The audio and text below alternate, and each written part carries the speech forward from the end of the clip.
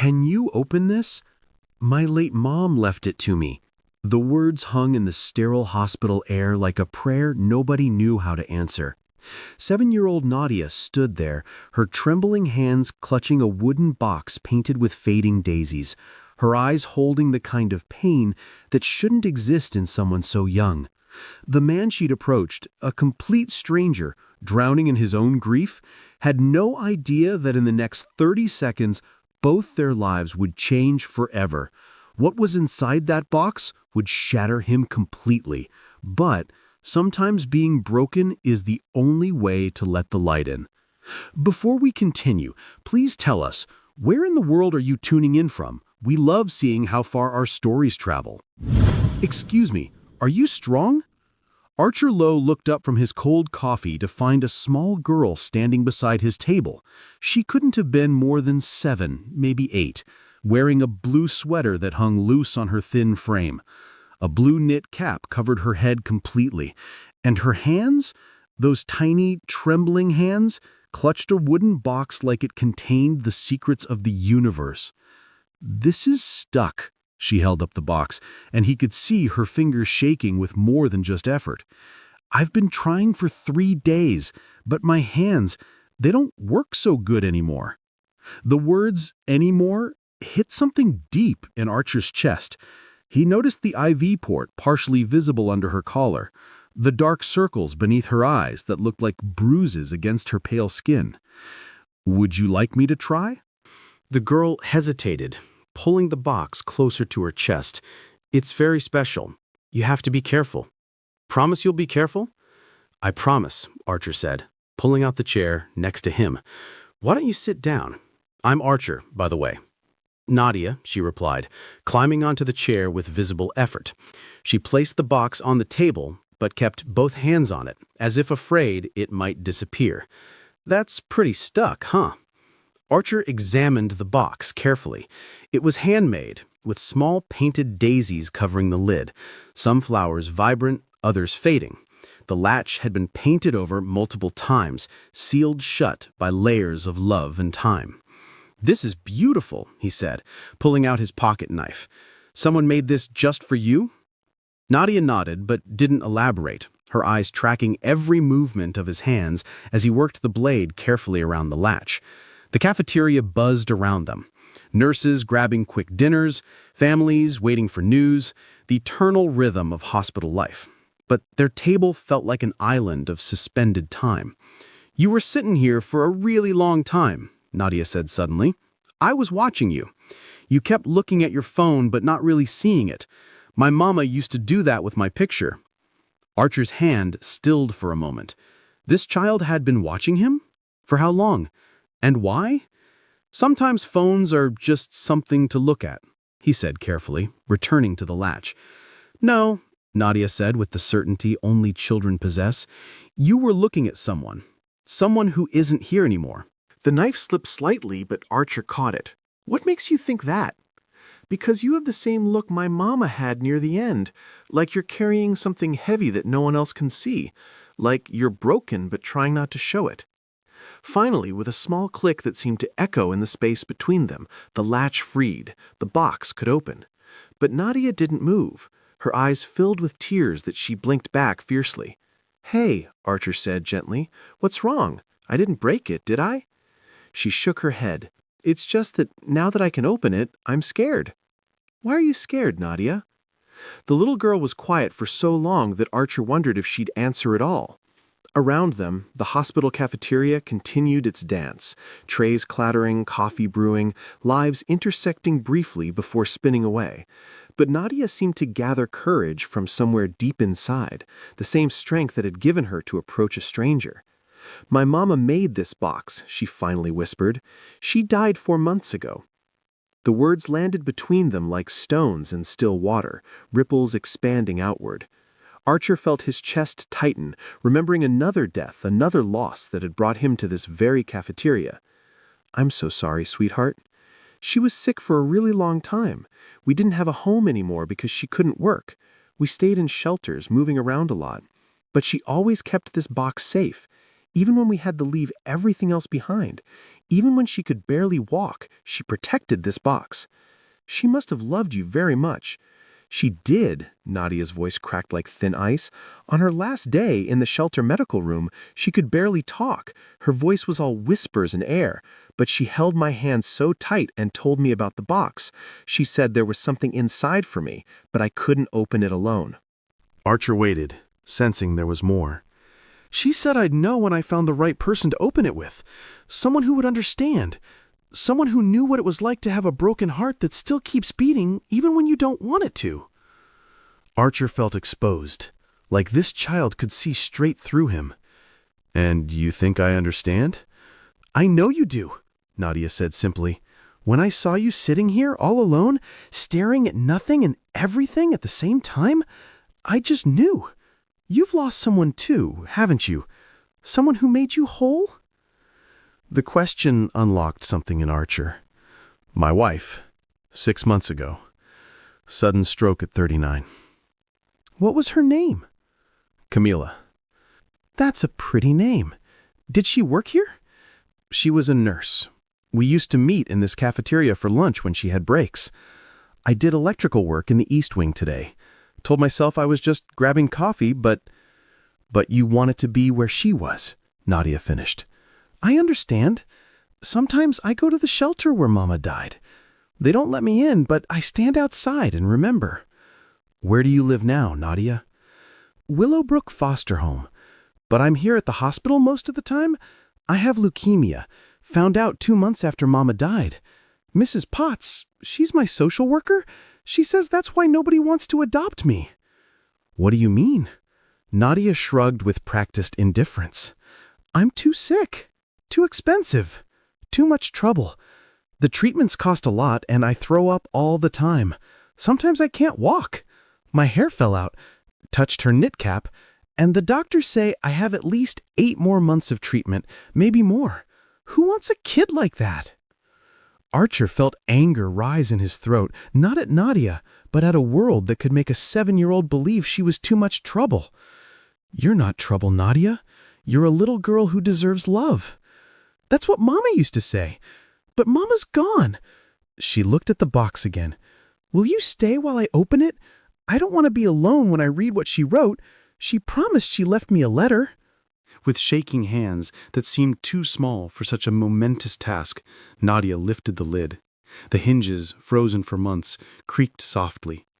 Inside, on a bed of worn fabric that might have once been part of a dress, lay 3 items. A folded letter on paper that had seen better days. A small cloth doll with mismatched button eyes and yarn hair. And a photograph. Daisy! Nadia gasped, snatching up the doll and pressing it to her chest. I thought I lost her. Mama made her for me when I was 3. We were staying in a church basement, and she used scraps from the donation bin. See, this button is from a fancy coat, and this one is from baby clothes. Mama said Daisy was like us, made from pieces of other people's lives, but still whole. She set Daisy carefully on the table and picked up the photograph with the reverence of someone handling a religious relic. That was last year, before I knew she was dying. She told me we were just on an adventure, that we were explorers finding new places. I believed her. I always believed her. The photograph showed a woman, gaunt but radiant, holding a younger, healthier-looking Nadia. Both were laughing at something beyond the camera's view, caught in a moment of pure joy that poverty and illness couldn't touch. Finally, Nadia picked up the letter. Her hands shook so badly she couldn't unfold it. My eyes get blurry from the medicine, she said, though Archer suspected it was more than that. Could you read it, please? Archer took the letter, his heart breaking at the shaky handwriting, the places where the ink had run from what were clearly teardrops. He cleared his throat, suddenly understanding the weight of this moment. He was about to become the voice of a dead mother speaking to a dying daughter. My precious Nadia, my warrior girl, my everything. If you're reading this, it means I had to leave before I was ready. I'm so sorry, baby. I'm sorrier than all the words in the world could ever say. I wanted to be there for your first day of high school, your graduation, your wedding. I wanted to teach you to drive and badly braid your hair for picture day and embarrass you in front of your friends. But most of all, I wanted to be there for what's coming next. Baby, I need to tell you something, and I need you to be brave like I know you are. The doctors told me something I never told you. The sickness I have, it's in our family. There's a chance you might get sick too. I pray every night that you won't, but if you do, I need you to know this. You are not alone. You will never be alone. The person reading this letter with you, look at them, baby. Really look at them. Nadia looked up at Archer, studying his face with those two old eyes, and he felt something shift in the air between them. You chose them for a reason. Your heart knew what your mind might not understand yet. This person is going to be important. Trust them. Let them help you. I need you to know that you were never, ever a burden to me.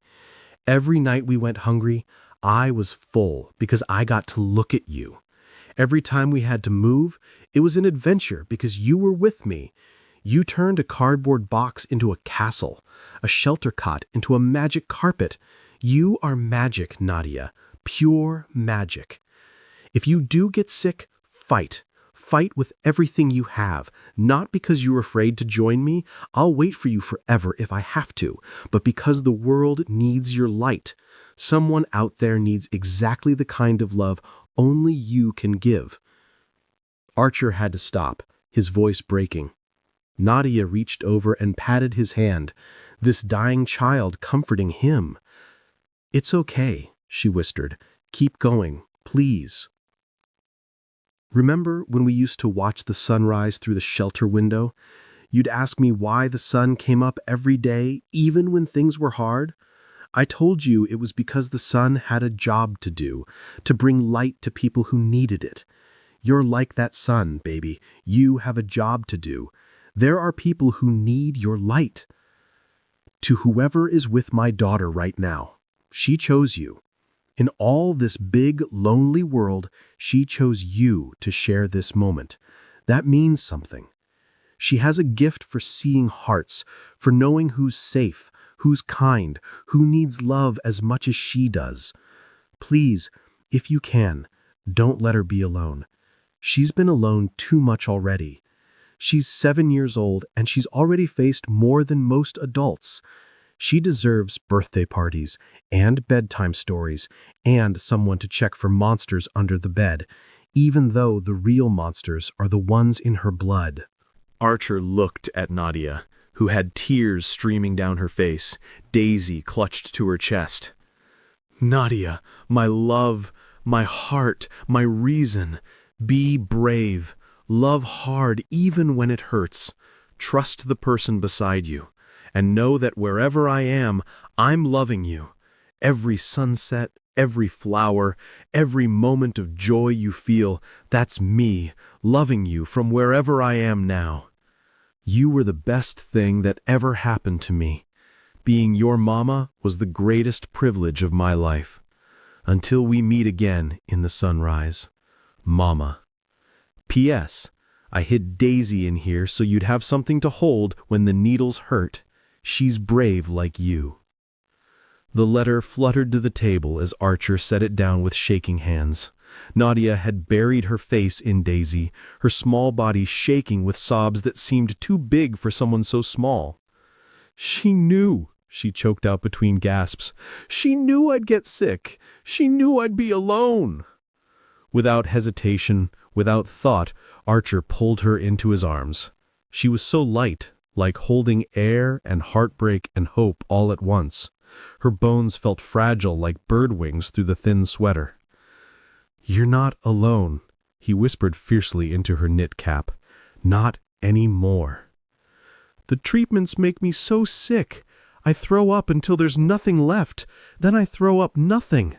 My bones hurt like they're breaking from the inside. Sometimes I can't even stand up. And nobody holds my hand. Nobody tells me it's going to be okay. Mrs. Potts tries, but she has 23 other kids to watch. Archer held her tighter, thinking of his son Chase at home, healthy and safe, and probably playing video games. Thinking of all the times he'd taken that for granted. 6 months ago when Camila died, he thought he'd never feel anything again. But this child, this brave, broken child, was cracking something open in his chest. "How often are your treatments?" he asked when her sobs quieted to hiccups. 3 times a week, Mondays, Wednesdays, and Fridays. 4 hours each time. She pulled back, wiping her eyes with her sleeve. The worst part is the waiting room. All the other kids have someone. Parents or grandparents or aunts or uncles or someone. I just have whoever from the foster home can drive me. Usually it's Mr. Gregg, and he just sits on his phone. He doesn't even look at me. What if that changed? Archer heard himself say, the words coming from somewhere deeper than thought. What if someone was there, every treatment? Nadia's eyes widened, hope and disbelief warring in them. You mean like a volunteer? They have those, but they're usually assigned to the little kids. I am a little kid, Archer said gently. You're 7. No, Nadia said seriously. I'm 7 years old, but I'm not a little kid anymore. Little kids have parents. The words were a knife to Archer's heart. What if you had family again? Not the same as before, but something new?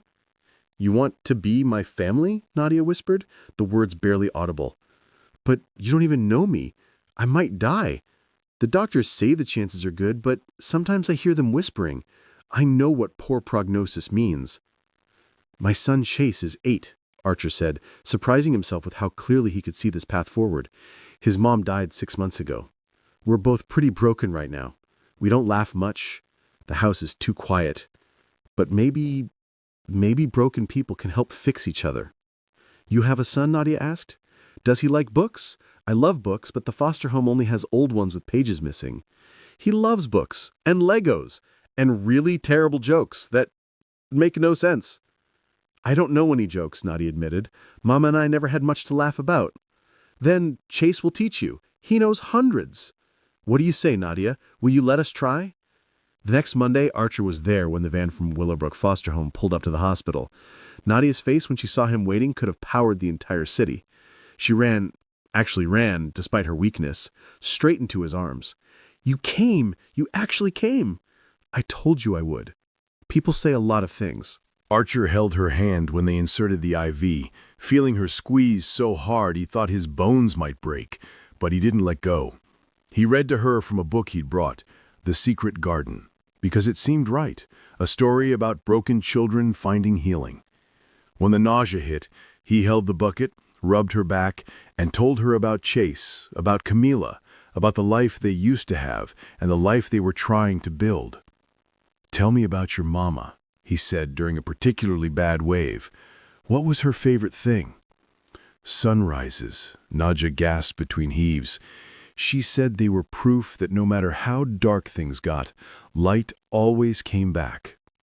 We watched them together whenever we could, even if it meant waking up in a shelter or a car or wherever we were staying. Chase came after school, dropped off by a neighbor. Archer watched nervously as his son approached the sick little girl, wondering if he'd made a mistake, but Chase just pulled out his Pokemon cards and said, "Want to see something cool?" He didn't flinch when Nadia had to grab the bucket. He just rubbed her back like his mom used to do for him and kept talking about the different Pokemon, their powers, their evolutions. Evolution is when they change into something stronger, like maybe you're evolving too. The medicine is helping you become stronger. Or killing me, Nadia said matter-of-factly. No, Chase said firmly. My mom was a nurse. She said medicine that makes you sick is sometimes the kind that makes you better. Like how you have to break a bone sometimes to set it right. Your mom sounds smart. She was, Chase said simply. But now we have my dad, and he's pretty smart too. And you have us. The treatments were brutal. There were days Nadia couldn't keep water down. Days when her fever spiked to dangerous levels. Nights in the pediatric ward where Archer slept in the chair beside her bed because she was terrified of being alone in the dark. Why are you doing this? She asked one night, her voice barely a whisper in the dim room. I'm not your real daughter. What makes a daughter real? Archer asked. Is it blood? Or is it showing up? Is it DNA? Or is it holding your hand when you're scared? I don't know. I think, Archer said slowly, your mama knew exactly what she was doing when she told you to wait for the right person to open that box. I think somehow she knew we'd find each other. That's impossible. So is a 7-year-old being as brave as you are. But here we are. Mrs. Potts, the social worker, watched it all with careful eyes and mountains of paperwork. After 2 months, she pulled Archer aside. You know you don't have to do this. Nadia would understand if it's too much. The other kids at the home, they're used to people coming and going, volunteers who mean well but can't handle the reality. My wife was a nurse, Archer replied, exhausted but determined. She always said that family isn't about blood.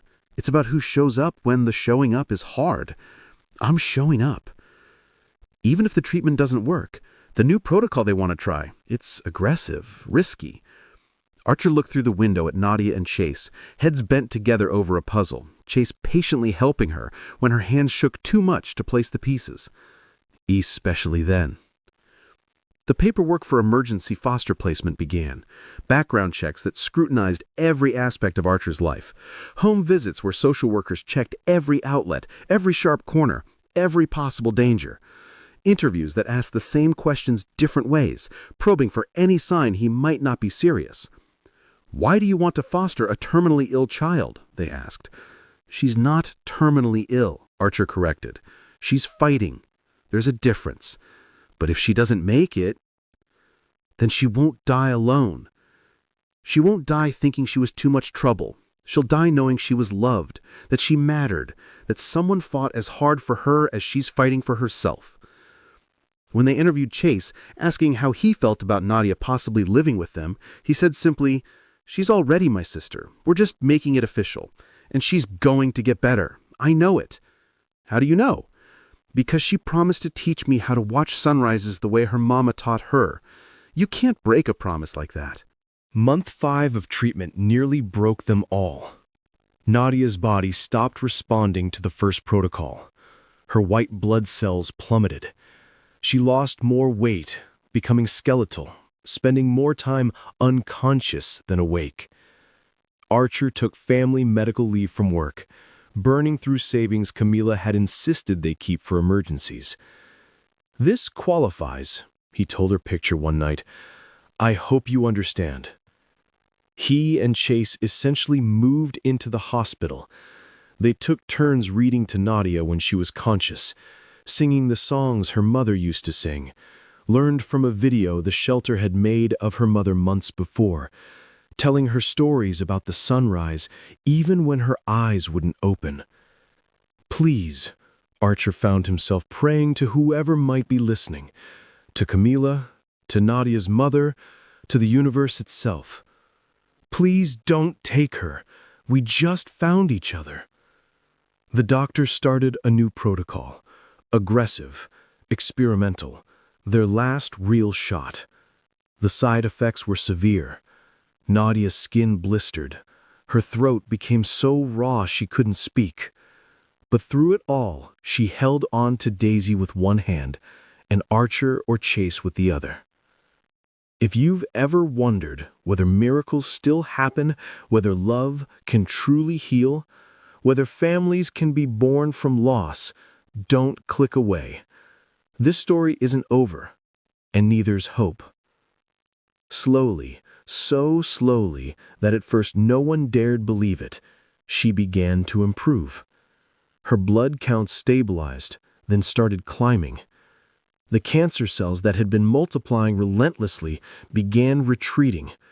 The doctors used words like responding and promising, and finally, remission.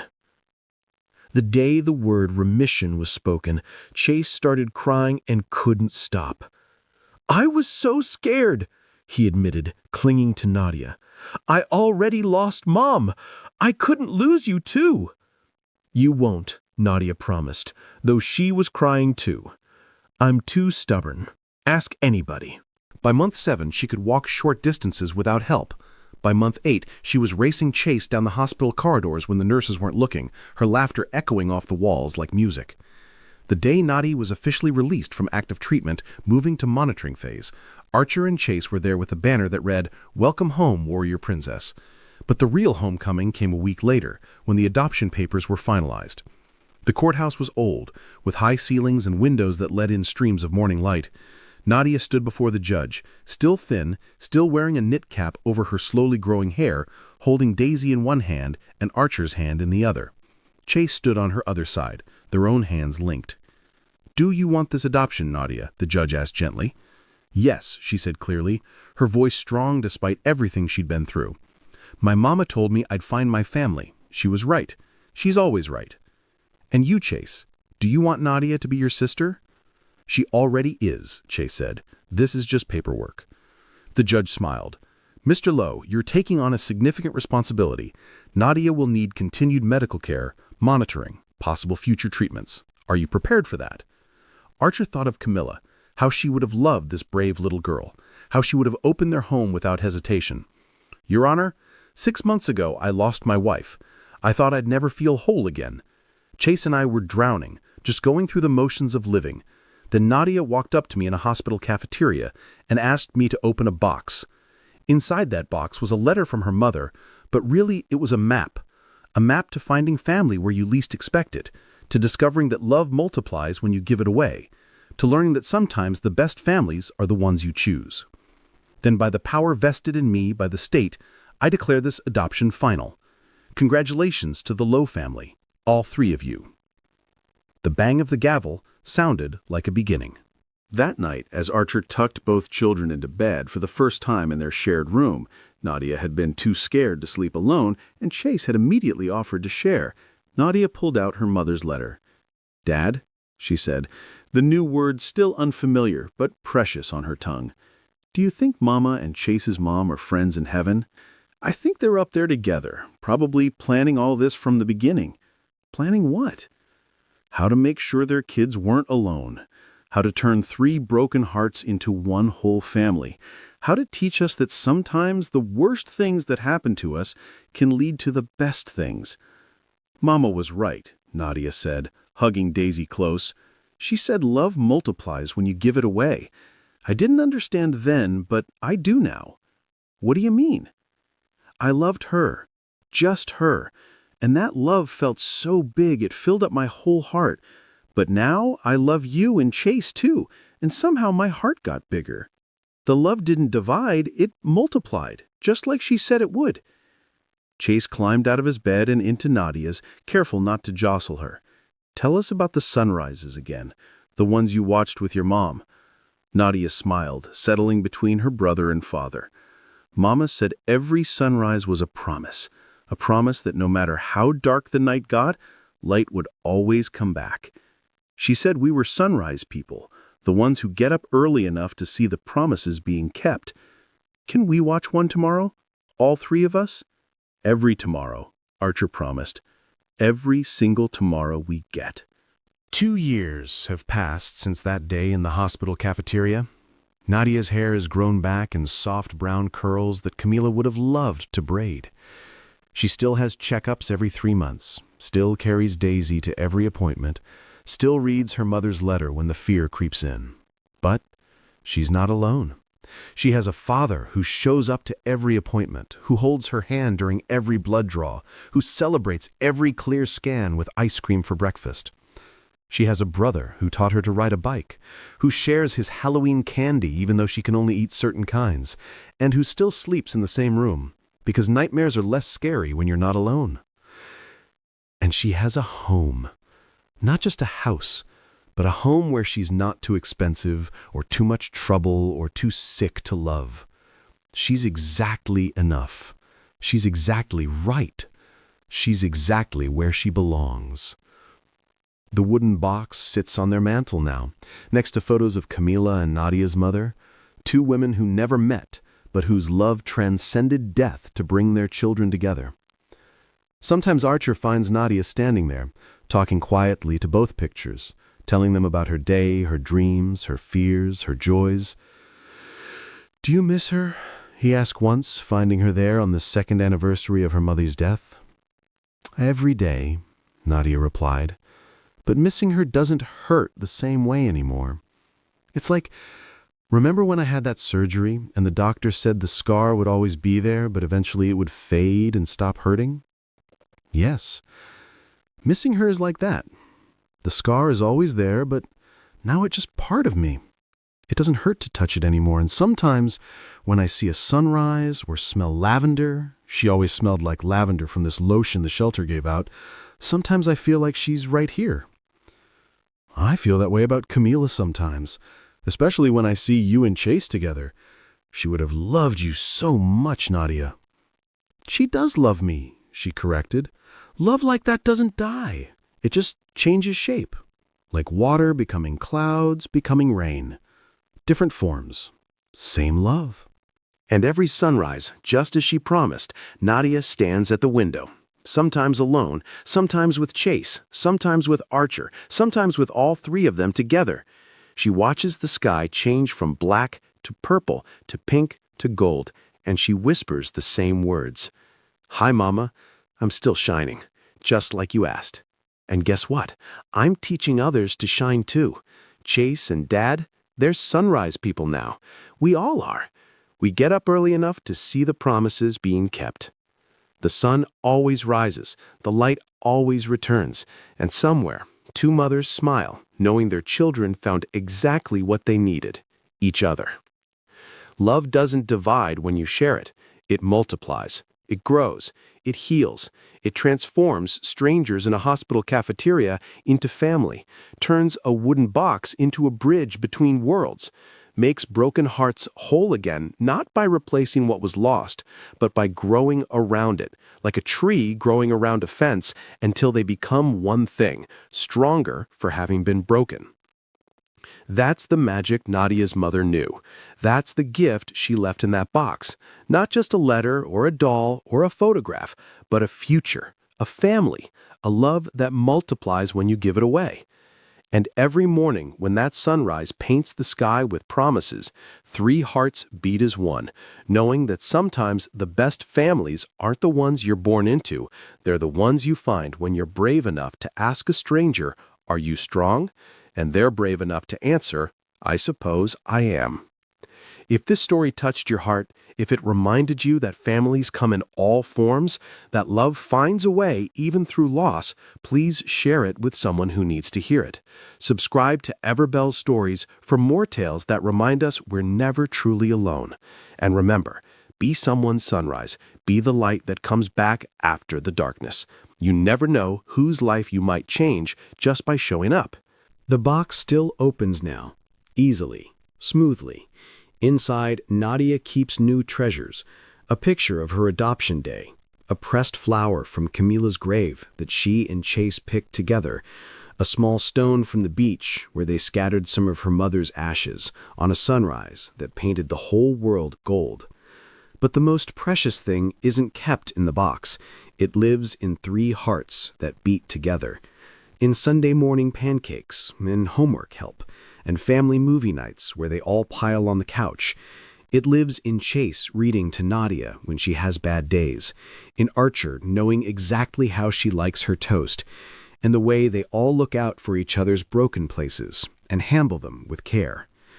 It lives in knowing that sometimes the worst losses lead to the most unexpected gifts, that sometimes a stranger in a hospital cafeteria is actually family you haven't met yet, that sometimes all it takes is being brave enough to ask for help opening a box and kind enough to say yes when asked. The sunrise always comes, the light always returns, and love always multiplies when you give it away. Just ask Nadia. She knows. Her mama taught her, and now she teaches others one sunrise at a time.